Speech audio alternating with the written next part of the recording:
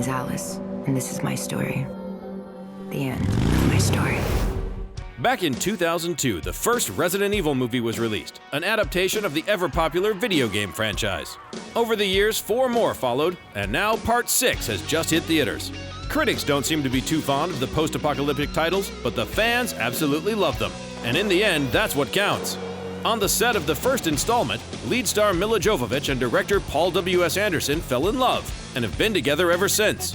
Paul's helmed 4 out of the 6 films, so it's safe to say the series are a true collaboration between the two.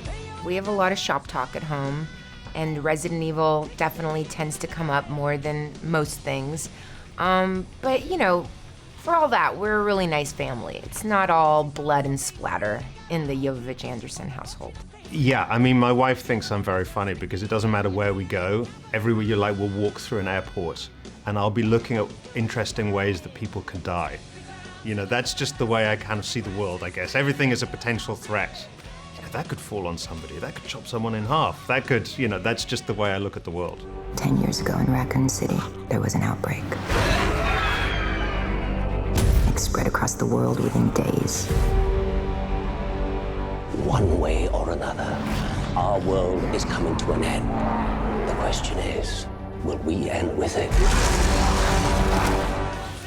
If there's one franchise that's famous for its powerful female characters, then it has to be the Resident Evil series. Besides protagonist Alice, basically all the actresses kick ass. Although it's still mostly Alice's show. If I'm so lucky to look as good in real life as I do in the Resident Evil films, you know, that would be great. I always say that I look a lot better with like dirt and blood on me than makeup. I don't know, the dirt and the blood, it brings out my eyes.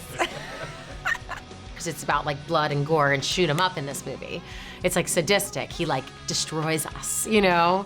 Bloodier, bloodier. Umbrella developed an airborne antivirus. It would destroy the T-virus. I have no reason to believe a word you say. True, but I can offer you something you want very much. What is that? Revenge. As with all Resident Evil films, this one too required an abundance of stunts.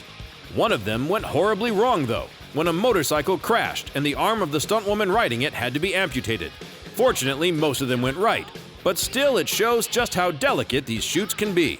The way you put an action scene together, it's, you know, I have the idea, but then it's kind of like you consult with a group of people as to how to achieve that. You know, I'll go and I talk to my team, the director of photography, the production designer, the stunt coordinator, and you go, well, you know, I want there to be this big turbine, and I want it to start sucking the air in, and then it should drag people into the turbine.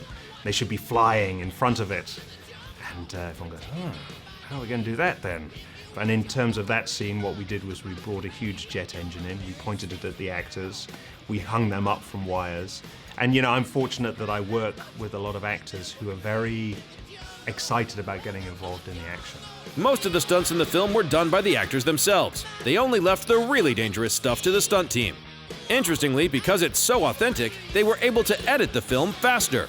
Interestingly, because the actors are really there doing it, you know, you understand what's going on. You know, a lot of fast cutting sometimes is to visually disorient the audience because you don't have the real goods.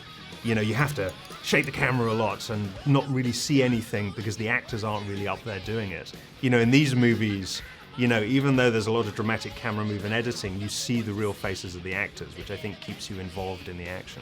As you might have guessed from the title, Resident Evil: The Final Chapter will be the last installment of the franchise.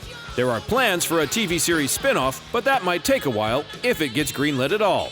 Anyway, for now, you can check out The Final Chapter in a theater near you.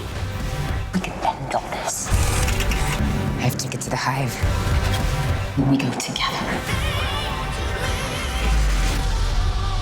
What are we gonna do? We're gonna kill every last one of them.